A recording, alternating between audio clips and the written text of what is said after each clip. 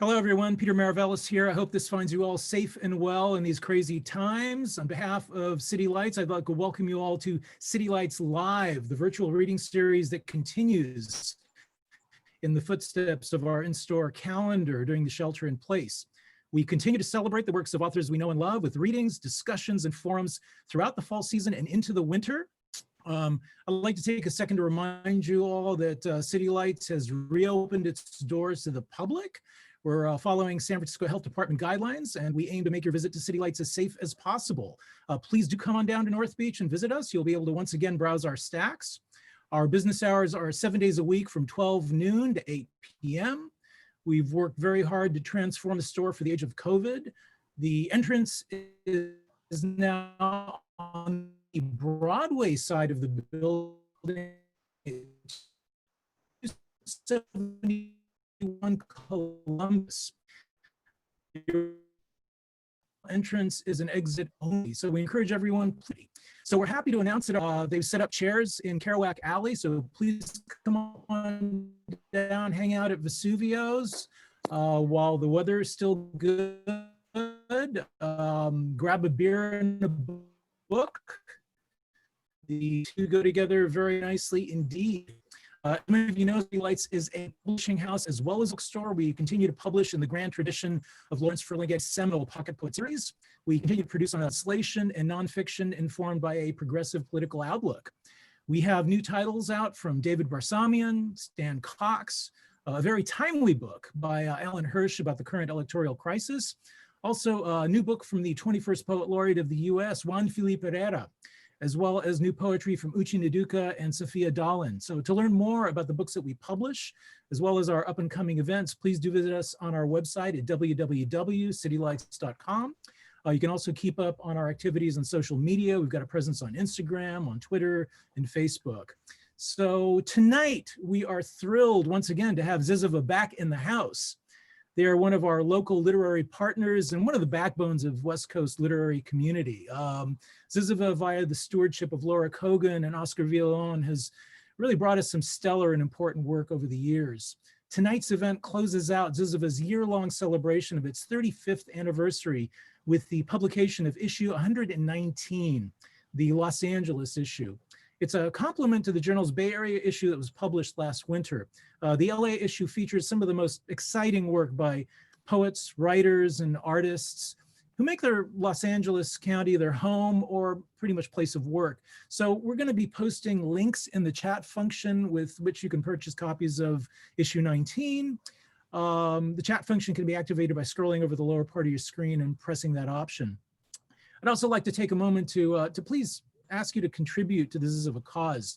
I mean, they're struggling to keep afloat in the age of COVID, and they can really use your help. We'll also be posting links to their website where you can make contributions. They've also hosted a wonderful, series of workshops in the past. They have one coming up with Dana Johnson in January, so please check that out if you're an aspiring writer or published. It'll be a really awesome event. So every little bit of support helps keep Zyzzyva alive, and they're really an essential part of San Francisco culture that kind of needs to stay with us. So with that said, I'd like to welcome now Oscar Villalon, the managing editor of Zyzzyva and huge champion of the West Coast literary and poetry scene over the years.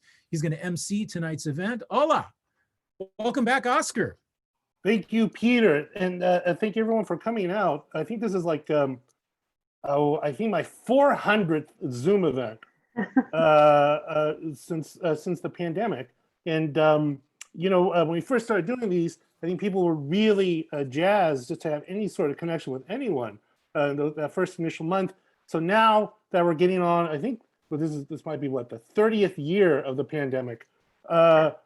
It's hard to even get someone to walk across the living room and turn on their laptop.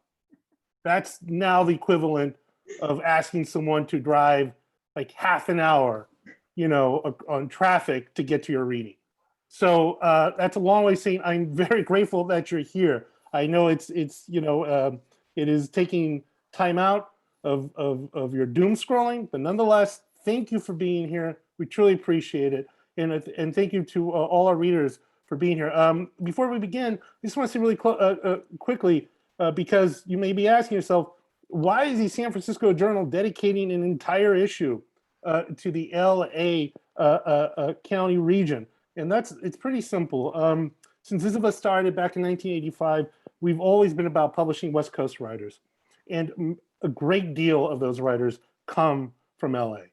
And after we did our Bay Area issue last year, it just felt like the natural thing to do would be to create a complementary copy focusing on LA as much as we can. It's a vast region. There's so much talent down there. I think we have some of those folks here tonight, but in truth, I mean, there's just so many writers, so many poets in LA, so many artists. We're just scratching the surface. And what we hope to do is just give people a taste of what's being done down there and how exciting things are in Los Angeles County. Let's not sleep on them. Not least of which because the Lakers won and the Dodgers won, for God's sakes. What can't LA do now? What's not within their reach? All right, so let's start. Our first reader for tonight is Wendy C. Ortiz. She is the author of Excavation, a memoir, Hollywood Notebook, and The Dream War, Bruja. Her work has been featured in the LA Times, The Rumpus, the Los Angeles Review of Books, and elsewhere, and her essay, Alterations, appears in the LA issue. Would you please welcome Wendy C. Ortiz? Thank you. Thank you so much. I'm assuming you all can hear me. Yeah, I had a little issue with the mute and unmute, but great, you can hear me. Welcome. It's so great to be here. I want to just have conversations with you all. Thank you so much for asking me to read. I feel like it's always great to be able to sort of represent LA in some way and people's, to kind of conquer people's myths about LA. I'm going to read an excerpt from the piece that is appearing in this issue of Zyzzyva that's called Alterations. And I feel like it's, for me, it's a timeless topic, but especially so during the pandemic. I'm a knife cutting through the desert in a truck with the windows open, of an air blasting in my face and my curls getting tangled while a beer sweats between my thighs. One hand on the wheel. Time has no hold on me. There's another 5 beers on the floor next to me and many more drinks ahead when I reach town, the old Western town where I've laid my head a few times in the rooms with fake fireplaces, stumbling distance to the bar. The sun bakes my arm that's parked in the open window, my left arm, freckled, scarred, the arm of the hand I write with, and my silver ring glints in the sun. Wait, should there be a silver ring there? Yeah, it's fine. I can be partnered and still have this fantasy. It's my daughter that gets in the way of carrying out such a fantasy, and my career, which would not look kindly on a DUI. So it remains unspooled, remains in daydream. We are at a playgroup at a playground with no fences, and I have a bolter. At the moment, though, my toddler isn't bolting, but sitting in the sand with another child's doll, oversized head, big doe eyes, and a voice that is disembodied because her mouth doesn't move. I don't even try to listen to what the doll is saying. I don't need to know. My daughter doesn't have much of an interest in dolls, but this one is a stranger's doll, and she seems taken with it. I look at the other mother I'm standing with, trying to carry on a conversation with. Somehow we start talking about psychedelics.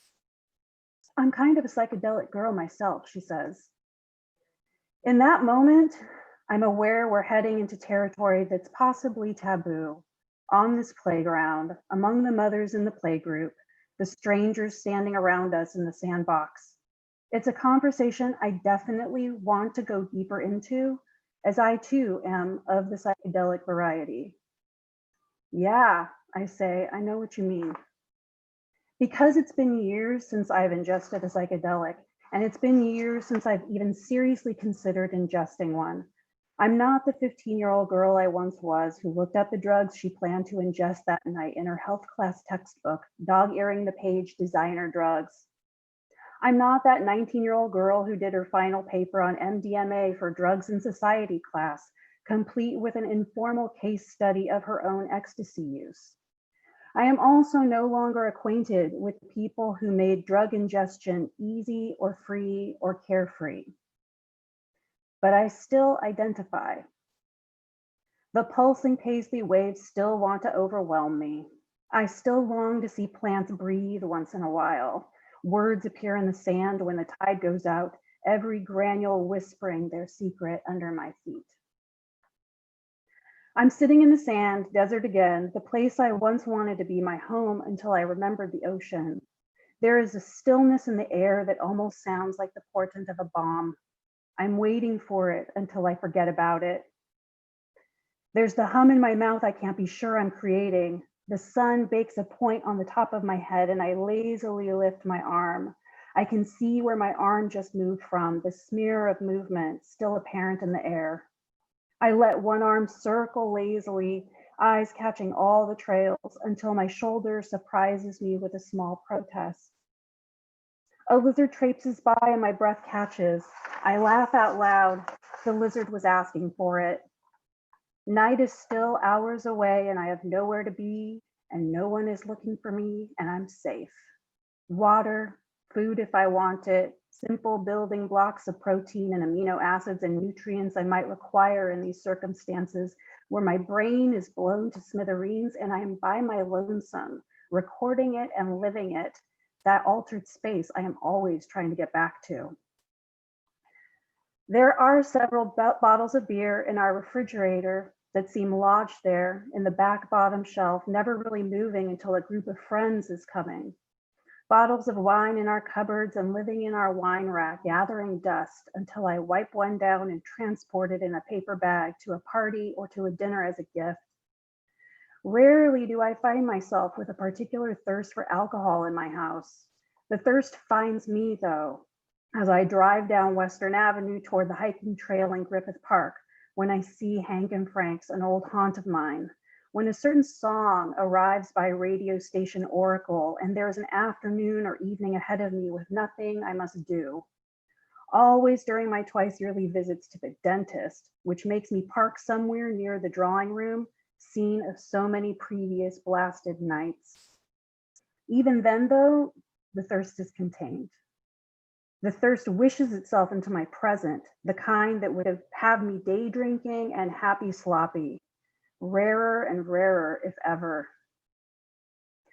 I've caught myself telling students about how listening to music to me can often feel like ingesting drugs, about how I have to limit my intake, listen under ideal circumstances, because some songs have the ability to pull me under, steal an afternoon, rattle my heart and fuck up my psyche for hours. My only relief is if, in exchange, I'm able to write about it. But why write about it when I can lose myself in it? Thank you. Thank you so much, Wendy. It was lovely. Thank you so much.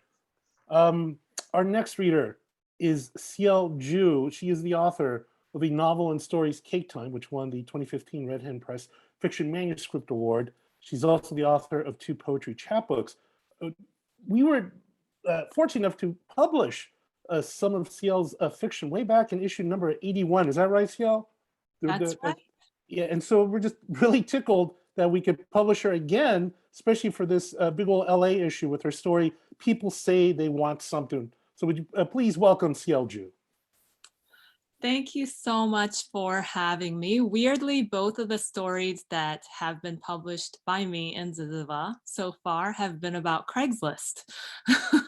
So the first one was about the misconnection section, and this is about the free stuff section. And shout out to Jim Ruland, who I think is here, another amazing California writer who gave me feedback on this story before it was published. And this story is called People Say They Want Something. It's about a guy looking for cheap furniture. It was because of a couch that I met Sally. The couch was ugly and listed under free stuff. I figured I could use it until I found one I actually wanted.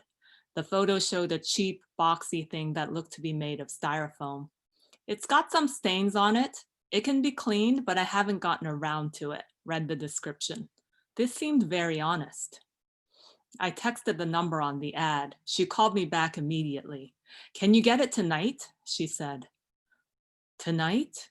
I was instantly wary. I really need to get it out of the house tonight. Oh, is a new one being delivered tomorrow? No, I just want it gone. I demurred. Tonight is difficult.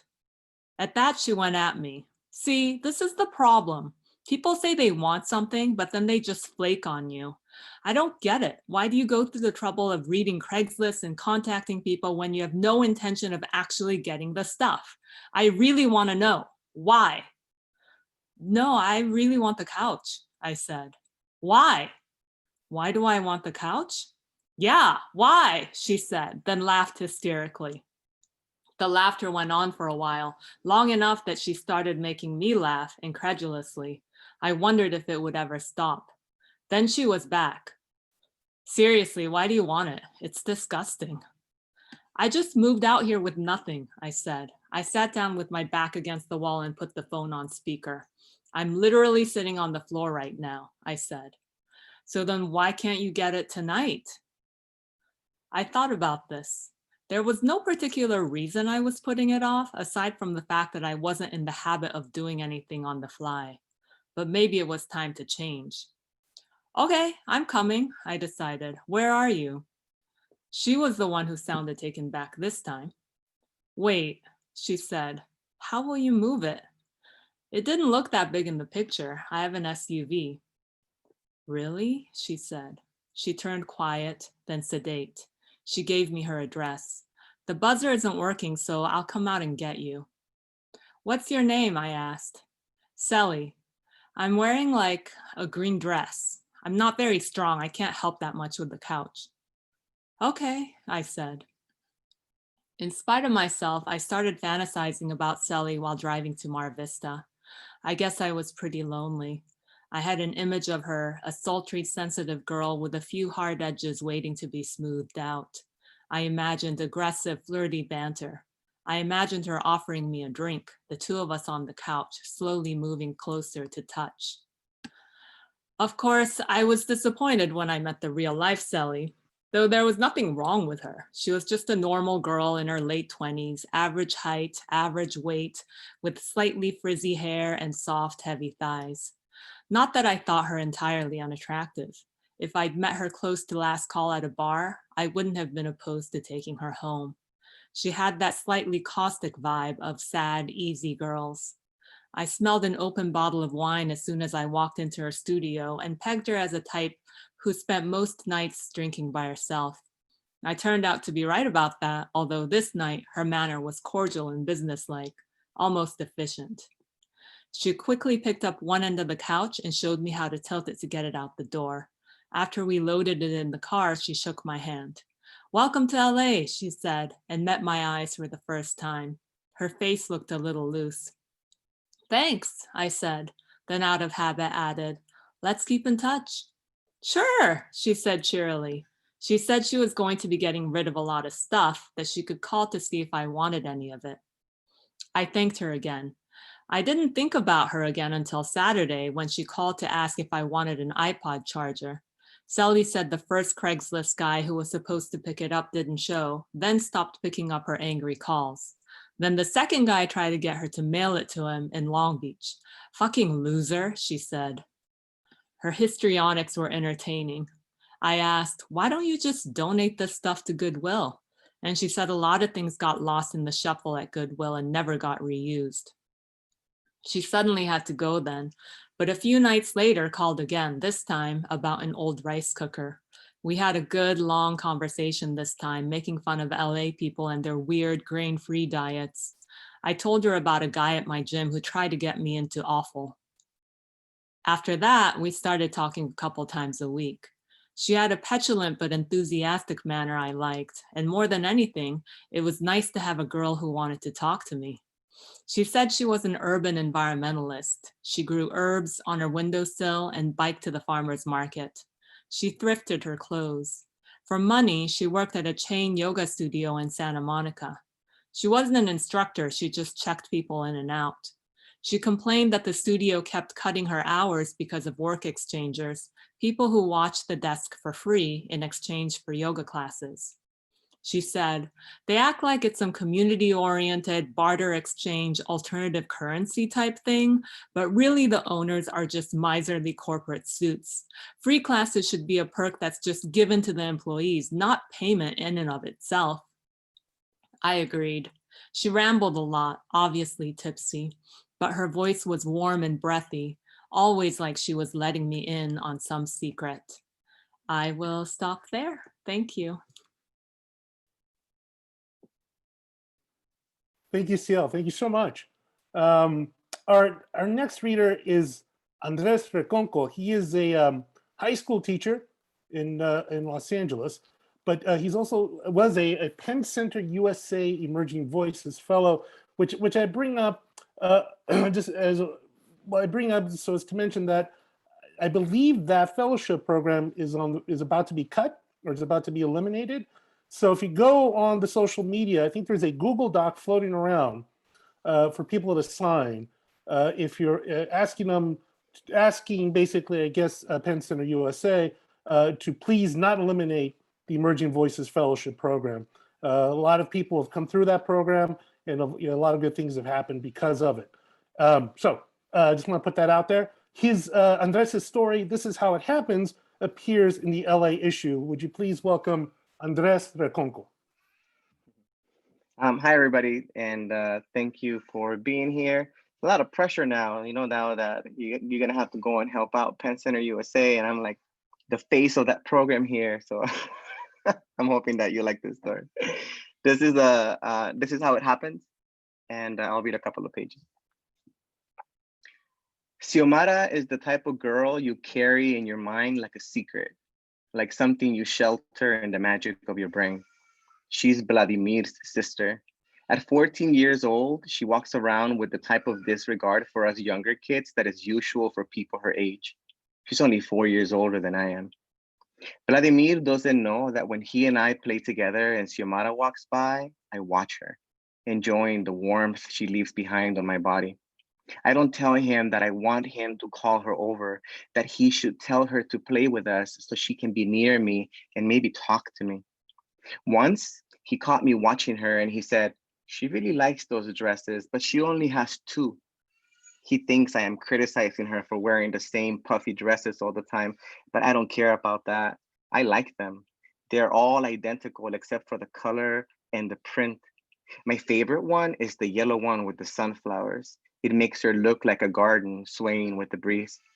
I don't tell Vladimir because I don't want him to think I am like the man who placed their hands on her as she tries to walk to the store, or who push themselves close to her as she rushes to school.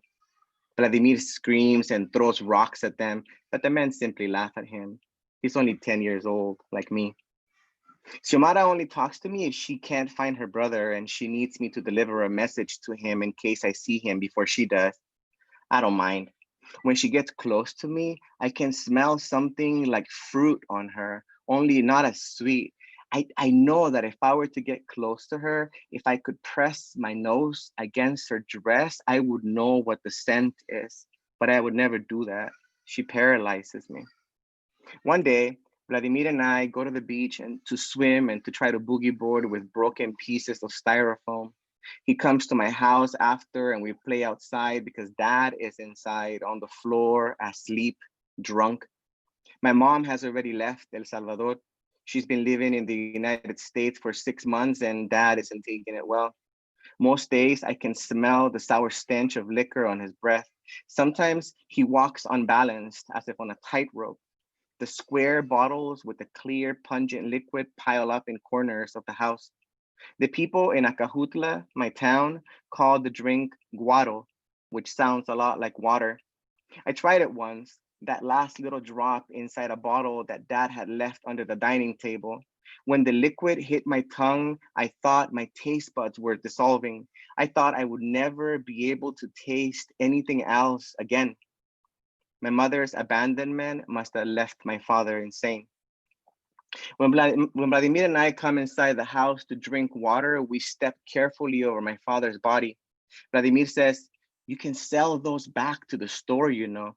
He points at the bottles. They'll give you 50 cents for each one you return. He and I pick up all the bottles and take them to the place that sells them full. The guy at the counter eyes us carefully and says, you know, you shouldn't steal these from the drunks. Sometimes it's all they have. I tell him we didn't steal them, but the way his eyes narrow on us as he hands us the money tells me he doesn't believe us. While Vladimir and I eat ice cream and 2 bags of mango smothered in ground sunflower seeds, he says, you should come spend the night. We can go to the river in the morning. I'd gone to his house before, but I'd never slept there. I'm excited about being near Xiomara, about sleeping near her. I wonder if she will talk to me and what she might say. I think about telling her that I can swim farther into the ocean now, that the waves don't scare me anymore. Maybe I can tell her I like her yellow dress. We can swim in the estuary, Vladimir says. Have you ever done it? It's quiet except for all the frogs and crickets. I don't like the idea of swimming in the estuary. A large sewage pipe empties all of the human waste from Acajutla into that water. Vladimir must see disgust in my face because he says, it's not too bad at night. The sewer pipe doesn't flow as heavily. It's a trickle, really. I don't ask permission from my father. If I'd asked him, he would have definitely said no. Instead, I wait until it's nighttime, until he gets drunk and falls asleep. I've watched him before when he sleeps like that, the way his chest rises and falls like the waves do sometimes. He looks almost at peace, as if he has nothing to worry about, as if his only son isn't starting to hate him, as if his wife isn't thousands of miles away. Sometimes I've wished for the strength to move him gently from his narrow bed and onto the ground so I could lie down next to him and fall asleep to the sound of his breathing. To get to Xiomara's house, you have to walk along a narrow trail surrounded by short trees and dormilonas. The entrance doesn't look like it leads to a path. Once there had been a gate, but the wood rotted years ago, and now only concrete blocks remain. Someone had tried to plant rose bushes to mark the beginning of the trail, but all that ever grew were thorny branches. I can't help but fantasize about what it will be like at Xiomara's house. I imagine myself sitting across from her at the dinner table. I don't know what we will eat. I wonder if she uses utensils. Maybe I can hand her a fork. Maybe I can accidentally touch her hand. As I walk, the full moon casts its soft light all around me. The ground, the trees, the dormilonas all glow white, and it's as if I'm walking inside a lantern. And I imagine I too must be glowing. And so I skip and jump and somersault, drunk on moonlight, drunk on the promise of looking into Xiomara's eyes. And I'll leave it there. Thank you. All right, thank you so much, Andrés. That was beautiful, man. Like, you acquitted yourself perfectly on behalf of the Emerging Voices Fellowship Program. So I hereby proclaim that the fellowship program stays. This is now legal. I think this is all you have to do now. It's now law. So there. It may be. Our next reader is Kathleen Mackay. She is a writer and teacher living in Los Angeles. And correct me if I'm wrong, Kathleen, I believe I met you here at the Community of Writers up in Olympic Valley, I think a few years ago. Am I right about that? You're right. I really like your hat, Oscar. Thank you so much. It matches my shirt. That's the only reason I'm wearing it. I like it. Kathleen, your story appears, and this is in of course in the LA issue, and it's got the wonderful title of Jello Seas. And I turn it over to you. Thank you. Thanks everyone for coming. I'm gonna read a little bit. Oh man, I almost shared my screen. Okay. So yeah, this is a couple pages from the story. Kitten season ran from early spring to late fall. March now, Los Angeles was lousy with kittens. Feral mothers dropping litters under parked car wheels, in tool sheds, in basement dugouts. Feral mothers imbuing their young with intestinal problems, parasites, or worse, FKS, or fading kitten syndrome. Jello had seen it once personally last week. Not her kitten, but while picking up her ration of Royal Canin and extra blankets from the shelter, she saw Judy, a fellow foster mother, wiping tears from her glasses on her sweatshirt, waiting for the vet, the FKS kitten hidden in the depths of the gray plastic carrier she held. Jella didn't want to ask if it was still alive, superstitious. To speak of it would somehow transfer death onto her own kittens. And so she panicked last night, flooring it, weeping as she drove 30 minutes to the emergency hospital in Tarzana and stayed until 3 a.m. after she saw the tubing of pink protrusion. Ew, Philip said as Jello explained the prolapsed rectum. She almost died, Jello hissed. If I hadn't been there, who knows what would have happened. Well, good, honey. And then, so I take it we're not having dinner together. He'd have to manage with the overboiled noodles and sweet jarred pasta sauce, or hot dogs on a George Foreman grill, or whatever he made without her, frequently these days. When had she last seen Philip? Monday. Today was Thursday, seemed much longer. She felt a slight lift, soothed by not having to cook dinner with him tonight, or to watch his TV show, or to hear him and see his face and feel his body press into hers for a hug. I'm afraid she's not healing. Jello was on the bathroom floor against the cold tub, her legs bent into a V. She couldn't stretch them without disturbing the cardboard rectangle of litter plopped with peanut butter poops, the food and water dish, the nest of towels near the toilet tank.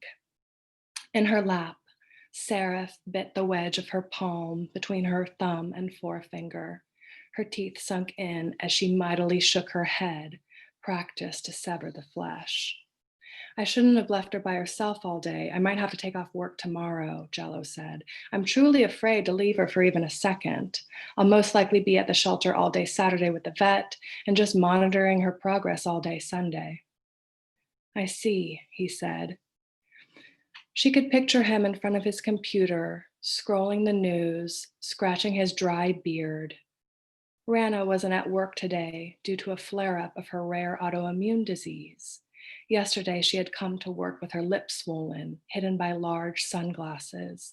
When she removed them at Jello's request, she was swollen all over, her jaw and forehead engorged, and looked, though Jello didn't say it out loud, Neanderthal. And so Jello hadn't spoken or thought anything nice about Philip. Rana was happily married to Aaron, who worked in sound, and she and Jello spoke of weekend plans and funny guy things their partners did. The version of her life with Philip that she relayed to Rana made Jello like him again, or at least like being with him, having a boyfriend, and she could often carry that to his place for a while, feeling lovingly until that dispersed with his eyes on the TV. His cold complacency, him saying nothing of interest to her, and his complete disinterest, only comfort in her. Not that she hated him. She just wished the ties of their relationship, how long had it been? 4 years? No, 5, God, would disintegrate completely. And she would wake up in the morning, unbound to him, not having to speak or do anything at all to remove him from her life. I think that's all for now, or that's all, period. Thank you so much, Kathleen. That was wonderful. Thank you. Thanks. Thank you. And it's so good to see you. Good to see you. And I was just going to say, quick, for folks who are interested, the community of writers is wonderful. The workshop is fantastic. It's speaking of LA, tons of folks from Southern California, part of the staff and part of the folks who go, who attend. Highly recommend it. It's a rather nice gathering of the minds, folks from Northern California and beyond, and folks from SoCal, all up there, sometimes freezing our butts off in August. But, with climate change, it's a nice respite. So thank you again so much, Kathleen. Thanks. And, Thanks so much. I can't wait to go to Squaw again someday. It'll be lovely. Okay, let me introduce our penultimate reader. And before I do, I just realized that with my green shirt in this red chair, I look like gift wrapping paper. That's unfortunate. There's nothing I can do about that now. Our next reader is Nina Revoyr. She is the author of several acclaimed novels, including Southland, Wing Shooters, and most recently, A Student of History. She's been a visiting professor at Cornell, Occidental, Pitzer, and Pomona, and her nonfiction piece, Postcard from LA, April, appears in the LA issue. Please welcome Nina Revoyr. Thank you so much, Oscar, and thank you so much, everybody, for being here. As Oscar mentioned, you could be doing many other things, and I know you're taking a break from news, so just appreciate you being here for this. And I'm super excited to be included in this issue of Zyzzyva, particularly since someone who was a big influence on me, Wanda Coleman, is featured kind of, after from the great beyond. So I can't wait to see that. So Oscar, thank you for that. And of course, I'm always thrilled to be part of anything related to city lights. I was just there last year in connection with my most recent book, and this isn't quite the same, obviously, but it's the next best thing, and just really, really happy to be part of this. Peter, thank you. Paul Yamazaki, I see the reflection off your glasses in there, so just thrilled to see you guys virtually. I'm going to read a very abridged version of this essay from which I wrote back in April in the early days of the COVID-19 crisis. And it's really a snapshot in time. It was very early then, and obviously a lot's changed since then. But some things have stayed the same. So again, thank you, excited to be here. On every trip into the mountains, there are times when I feel acutely in danger. Sometimes the risk is immediate, as when I've climbed up a frozen slope, one misstep and I could fall, as I did on Mount Shasta, sliding 50 feet down the mountain before I could sink my ice axe into the hardened snow. But most of the time, it's rather a healthy respect for the power of the natural world. An awkward step could send me flying off a ledge into a huge impersonal landscape that existed well before I was born and will continue long after I'm gone. In those moments, I'm fully present in a way I am at no other time. And while part of that is due to fear, I also often feel a sense of exhilaration, even joy. I'm never more aware of being alive. As we enter our 4th week of a stay-at-home order due to the coronavirus pandemic, I've been thinking about the duality of fear and awareness. I'm in a high-risk category. I have adult onset asthma. And then a few years ago, I got very sick after being exposed to toxic chemicals. I experienced such severe lung damage that in 2017, after multiple trips to the hospital and a complex regimen of medications that enabled me, just barely, to breathe, we had to move away from our beloved but pollution-ridden neighborhood near downtown LA to get to better air. No one's seeing me now, running through our new neighborhood in Hermosa Beach, or chugging up a 12,000-foot mountain pass with a 40-pound backpack on my shoulders would know this. My blood pressure is normal, my heart rate low. As my doctor says, I'm in, quote, very good health, except that my particular condition, lung disease, makes me especially vulnerable to the novel coronavirus. My wife and I are aware of the dangers, and of course we are nervous. At this point, we know people who've fallen very ill, and so clear-headedly, we are updating our wills in the event that one or both of us is stricken. And yet, for the most part, I'm doing just fine. While I certainly feel amazement that our lives have changed so fast, I got over the surprise of it fairly quickly. My wife and I both feel the strain of the situation, but we're neither shocked nor depressed. Our fundamental understanding of things has not been upended. Part of this is because we are privileged and know it. We have shelter, a modest but comfortable home with a bit of outside space. We're both employed and able to work from home. I did not grow up in privilege. I was raised by a single dad in a gritty part of LA, and so I'm very clear about my good fortune now. We are also well aware that whatever challenges we face pale compared to the desperation of many. Folks who aren't sure where their next meals are coming from, or people whose businesses are shuttered with no end in sight, or undocumented workers who aren't eligible for federal relief funds. So many people in our circle were barely scraping by before the crisis, and are being pushed over the edge by it now. But I think the main reason we're doing all right is because we've been through so much crisis already. 3 years ago, when my respiratory system deteriorated, it wasn't clear that I would make it. Things devolved to the point where I was coughing up blood, when every day, all day, I struggled for each and every breath. My doctors think the sudden worsening of my respiratory illness was the result of sustained exposure to toxic chemicals. Soon enough, the VOCs of carpets, faux wood flooring, paints, and glues were like kryptonite for me, acting like invisible hands that wrenched my lungs. At the worst of it, after I'd already left my home of 18 years because I couldn't breathe in the smoggy air, I was sleeping in a tent in the backyard of a rental near the beach. The rental had recently been remodeled, and I couldn't be inside for more than a few minutes because of whatever was emanating from the building materials. So during the very period when I was most ill, when I would fall asleep every night praying that I'd wake up, I could not be in my own home, nor in the place I'd rented. I could not share a bed with my wife. Now it is totally different. I am off of asthma medications altogether. This regaining of my health means I'm a little less vulnerable than I would have been to getting seriously ill. But the larger point is this: we've already faced direct threats to our lives. We have already seen how quickly everything can change. We have no illusion that the world is fixed. We know that everything is transient and mutable. As inconvenient as it is to be stuck in our home, it's just that, inconvenient. 3 years ago, when I was sick, I couldn't eat or rest or sleep inside. Now I can do all those things, and it feels, well, pretty comfortable. If this is a sacrifice, it's a sacrifice of luxury. But there's even more to my relative sense of well-being. There's something about being in tangible danger that heightens my awareness of everything. The hummingbirds whizzing outside, the flowering of plants in early spring, the incredible double rainbow that appeared over the ocean one morning when we were feeling our very worst.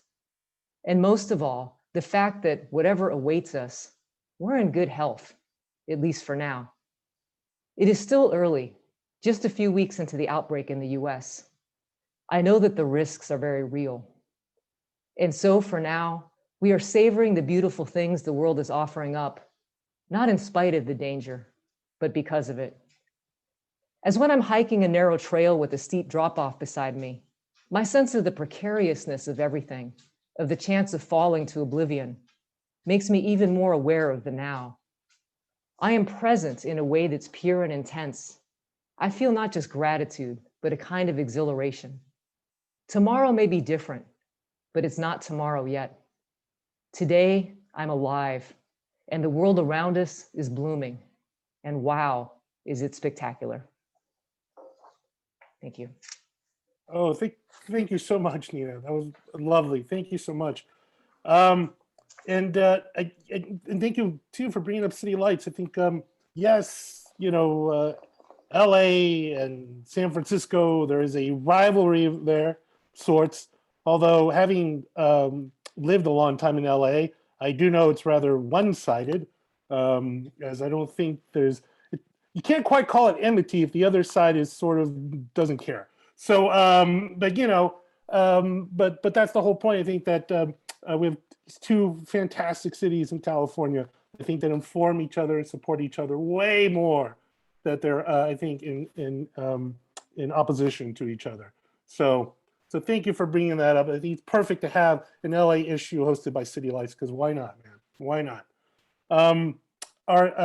Before I introduce our next reader, and I'm just going to say this because it's sort of amusing. My wife heard me make the crack about my shirt and just opened up the bedroom door here, a crack. It was offering me a different shirt. And like I had to tell her, no, it would have made no difference. It would have made no difference. What am I? I'm not Brittany working the second show on Vegas Strip. This is a wardrobe change will not save me. Our final reader, Jonathan Escoffery. He is the winner of the Paris Review's 2020 Plimpton Prize for Fiction and the recipient of a 2020 National Endowment for the Arts Literature Fellowship. He currently attends the University of Southern California's PhD in Creative Writing and Literature program as a Provost Fellow. And his story, Odd Jobs, appears in issue number 119, aka the LA issue. Would you please welcome Jonathan Escoffery? Thank you, Oscar. I'm doing the pause for the applause I'm seeing as though I can actually hear it. I'm going to read just the beginning of Odd Jobs, and what we have here is another Craigslist story. So I actually love that we have a couple of those. I normally don't actually like prefacing my readings beforehand, but I think with this, because it's an odd story, I think it is a little bit important that I say that this was or is based on a Craigslist ad that I saw. And so anyway, from there, I'll dive into it. The exotic animals dealer made me kneel on a caiman's tail.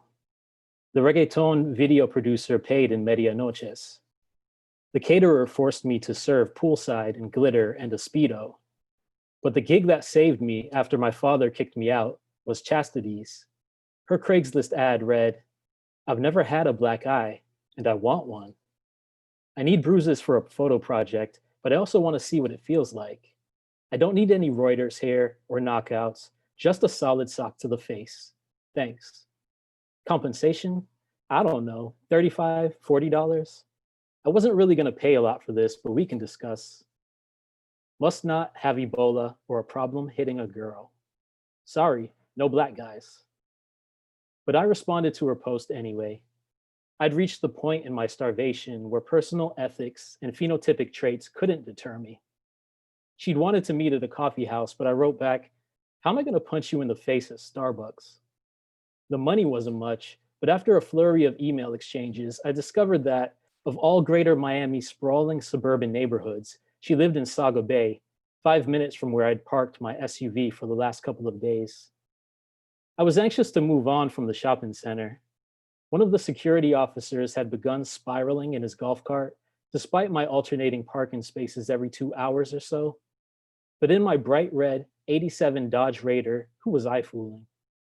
I'd back the Raider into a space in front of a bagel shop, damn near onto the sidewalk, so I could catch their Wi-Fi on my otherwise useless phone. When the guard finally tapped fleshy knuckles against the tinted glass, I wriggled from the Raider's bed into the driver's seat, turned the key in the ignition, and cracked the window.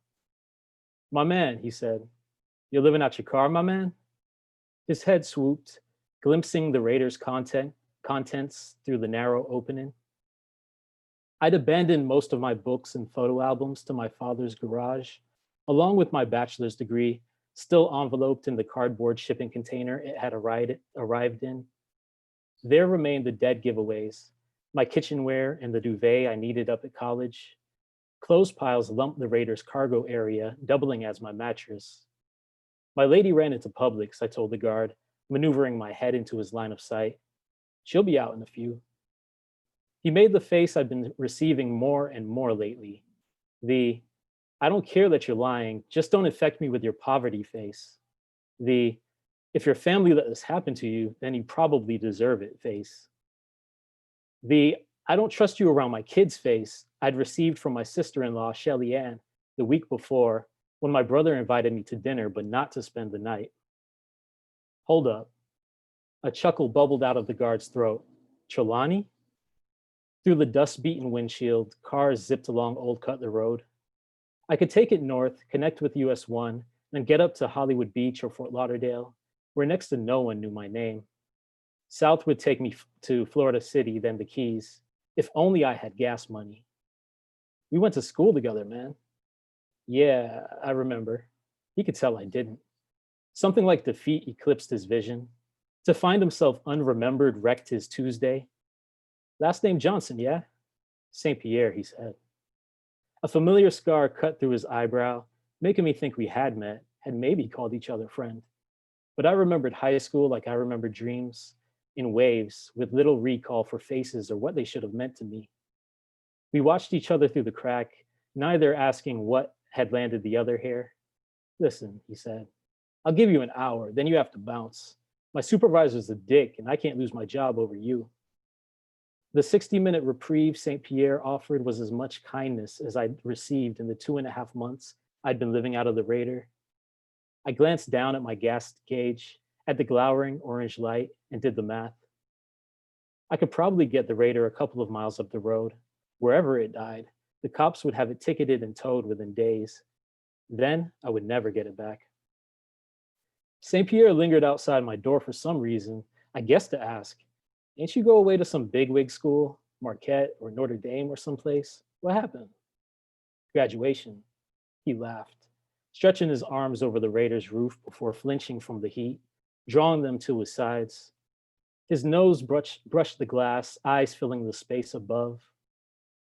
Them degrees don't do much for people like us, huh? They're gonna hold us down either way. That's why I didn't bother. Smart, I said, wondering what the hell he meant by people like us. I had bothered, had faithfully followed the upward mobility playbook to wind up an extraordinary failure, and this asshole wanted us in the same category. I'd experienced similarly artificial camaraderie with fellow second-generation immigrants I met at university, who thought it transgressive that they take literature courses when their parents expected them to go to medical school. I'm supposed to be a doctor, they'd say, with ease, as though they'd already earned their future prestige and wealth, as if it were there to be plucked from the garden of their parents' devotion and preparation. Imagine moving through the world with such confidence. When invited to share the expectations my Jamaican parents held for me, I recalled the last recommendation I'd received from my contractor father and explained, I'm supposed to work at Home Depot.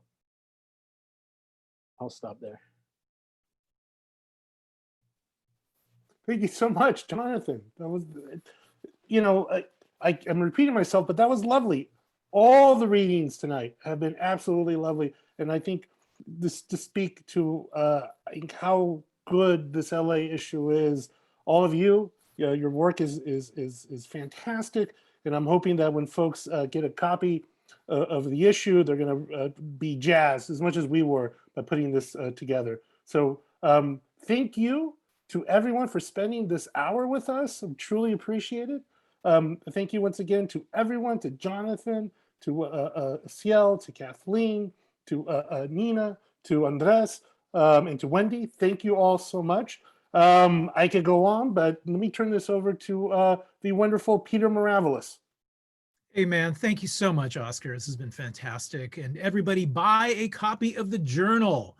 We're also going to be broadcasting this on YouTube. So if you know anyone that missed it, just kind of keep an eye on our website. We're also going to send out emails to everybody who was here tonight. So get to be in on that. Keep an eye on our calendar. A lot coming up, especially in the new year. Some very, very cool stuff. Next week, we've got Ishmael Reed. In December, we have a very, very cool event looking at the work of Sun Ra in relation to the city of Chicago. Just all kinds of really cool stuff. So please, please, please subscribe to our newsletter. Be up on all the cool events coming up soon and in the new year. We hope to be with you as long as we can. We're doing our best. It's been a rough spot for all of us, and especially for Zyzzyva. So I've also posted the address for Zyzzyva. Please go onto their website, make a contribution. Again, really, really important. Since you're here now, check out the links, buy the new journal. It's awesome. Some really, really great writing as you've experienced tonight. So Oscar, we love you. Laura, thank you for all you do. And hey, everybody, be safe. We hope to see you soon.